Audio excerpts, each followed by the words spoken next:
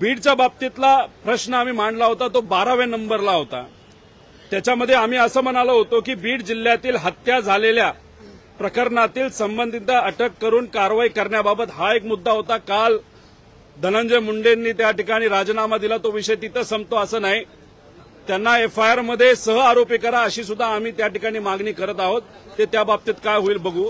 पण आम्ही विचारलं होतं गेल्या 10 महिन्यामध्ये बीडमध्ये किती मर्डर झाले हे तुम्ही त्या ठिकाणी सांगा। 10 महिन्यामध्ये 36 खून हे बीडमध्ये तिथं झाले आहेत आणि त्याच्यामध्ये नावं कोण आहेत? महादेव मुंडे, बानगर, तसंच घरबुडे, आंधळे।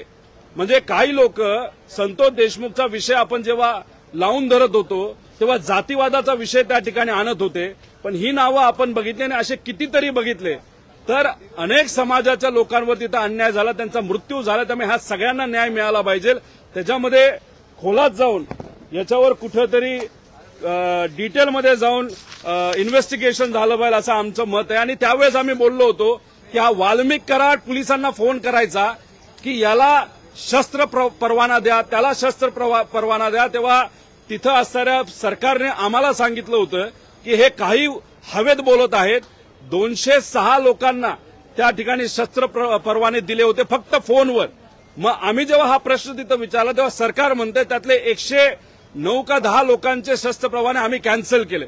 म्हणजे आम्ही मुद्दे मांडत असताना खरे मुद्दे त्या ठिकाणी मांडत होतो, पण सरकार फक्त दिशाभूल करण्याचा प्रयत्न तिथं करत होते। त्यामुळे संतोष देशमुखांना न्याय देत असताना या लोकांना जिथं त्या ठिकाणी मर्डर झालाय त्यांना सुद्धा त्या ठिकाणी न्याय देण्याची जरूरत आहे।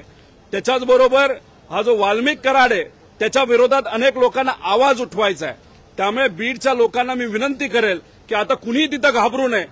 महिलांना अत्याचार झाला असेल, मर्डर झाला असेल, हाणामारी झाली असेल, जर वाल्मिक कराडच्या विरोधात तुम्हाला त्या ठिकाणी पुढाकार घ्यायचा असेल तर तुम्ही घ्या। अख्खा महाराष्ट्र हा तुमच्या बरोबर आहे या ठिकाणी आम्ही सर्वजण सांगतो।